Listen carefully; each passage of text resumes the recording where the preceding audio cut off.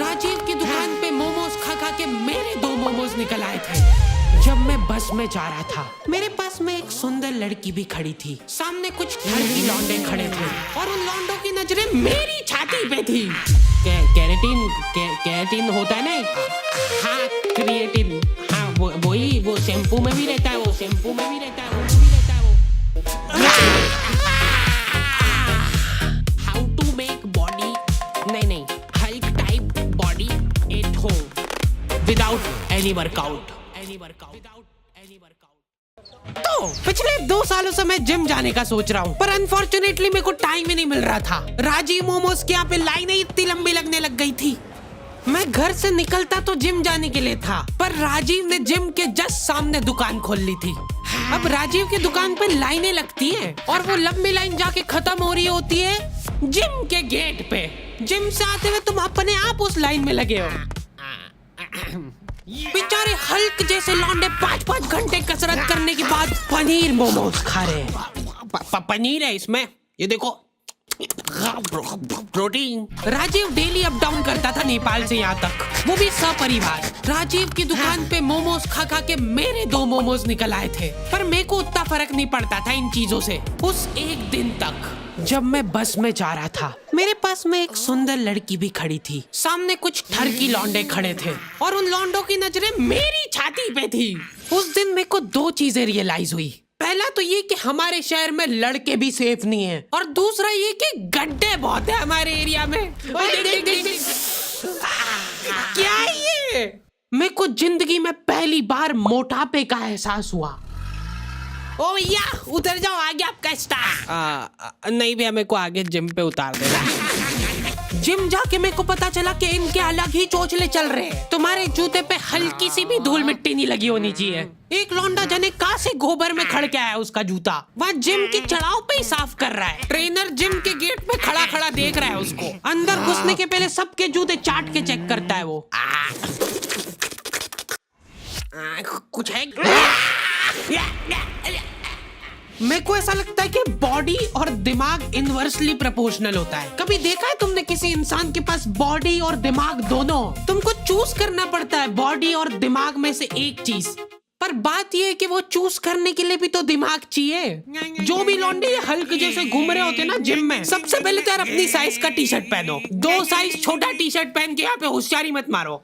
ऐसा लगता है दिमाग बेच के प्रोटीन पाउडर लेके आए हैं। जिम करने के पहले प्रोटीन पी रहे, जिम करते करते प्रोटीन पी रहे, जिम के बाद भी प्रोटीन पी रहे, उसके बाद भी तुमको बॉडी दिखाने के लिए 2 साइज छोटा टी शर्ट पहनना पड़ रहा है। जिम में लौंडे लोग ड्रग डीलर जैसे मिलते हैं। बैकग्राउंड में न जाने कौन सा पंजाबी गाना चल रहा है और यहाँ पे 2 लौंडे हाथ मिलाने की कोशिश कर रहे हैं। एकदम कोऑर्डिनेशन चाहिए यार जिम में हाथ मिलाने के लिए। पिछली बार मैंने जिम इसीलिए छोड़ा था क्योंकि ट्रेनर ने मेरे से हाथ नहीं मिलाया था। मैंने उसके लिए दोस्ती का हाथ आगे बढ़ाया था, इग्नोर कर दिया उसने मेरे को, क्योंकि उसका पूरा ध्यान लड़कीबाजी में था।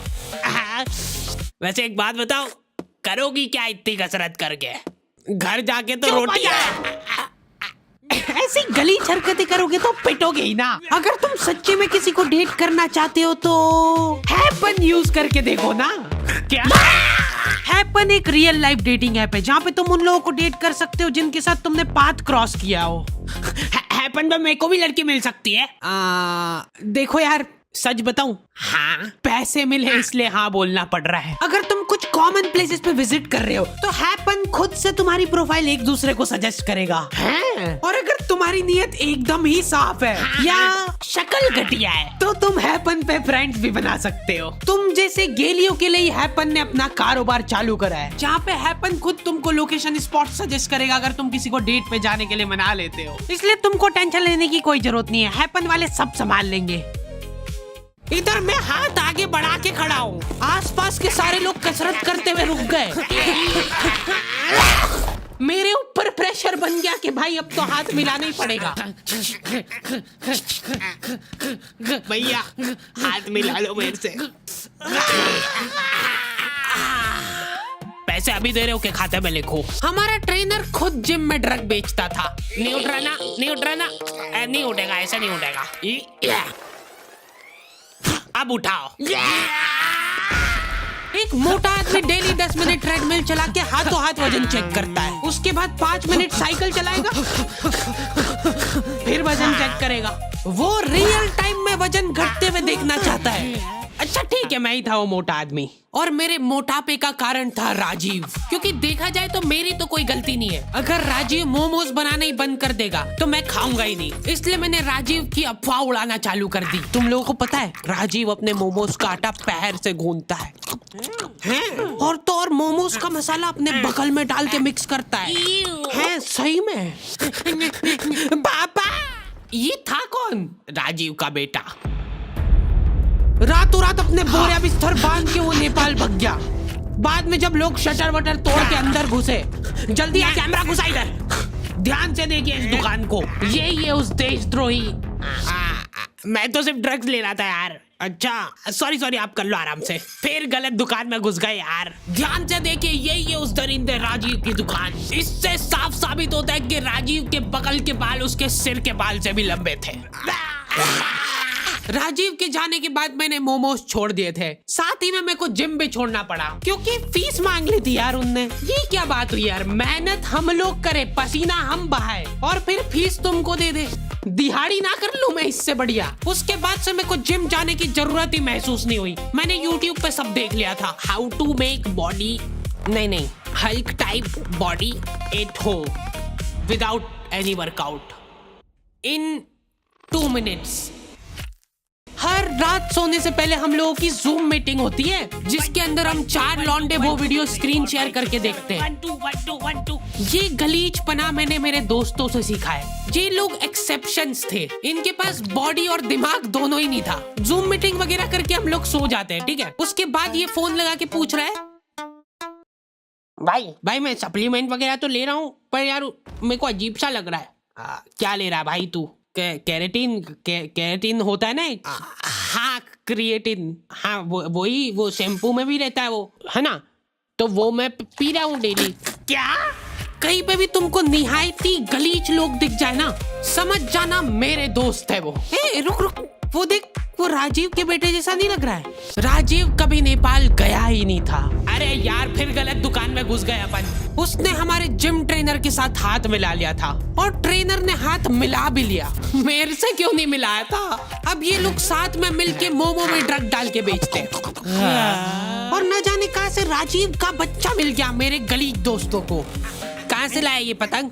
भैया वो मेरी, ला इधर दिखा, दे दो ना मेरी पतंग, दे दो। देख भाई, अब अपने पास 2 ऑप्शन है, या तो अपन इससे पतंग छीन ले या फिर इसकी पतंग तोड़ दे। नहीं। क्या कहता है?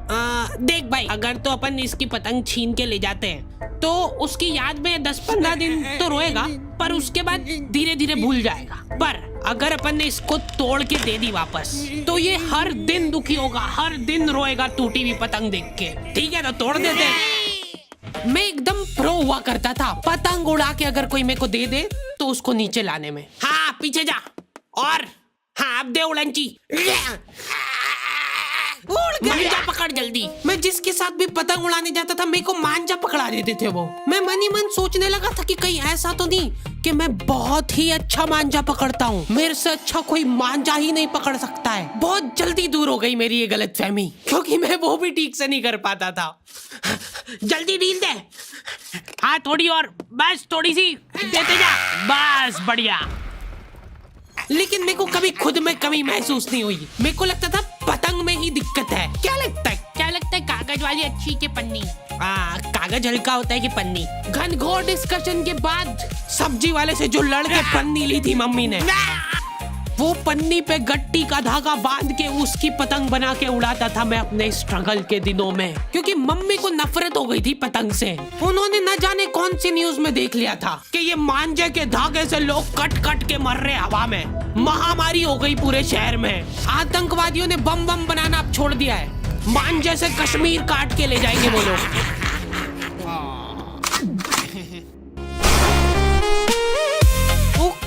तो दी एंड हो चुका है, और अगर तुमने निठल्लों की तरह यहाँ तक वीडियो देख ली है तो अपने दोस्तों के साथ शेयर करो ना। करो, अभी तक नहीं करा ना, जल्दी से करो, फटाफट कर दो। मेरे साथ और ज्यादा बकलोली करना है तो तुम लोग इंस्टाग्राम पे भी आ सकते हो। बाकी हैपन चेकआउट करना मत भूलना, लिंक तुमको डिस्क्रिप्शन और पिन कमेंट में मिल जाएगी। अभी चेकआउट करो इसको मेरी लिंक से। इस वीडियो के बाद मेरे पास हैपन के ब्रांड मैनेजर का कॉल आना चाहिए। हार्डी भाई, हाँ बोलो, इतने ट्रैफिक से ऐप क्रैश हो गया क्या आपका? एक भी कन्वर्जन नहीं आया है तुम्हारी बच्चा ऑडियंस में से।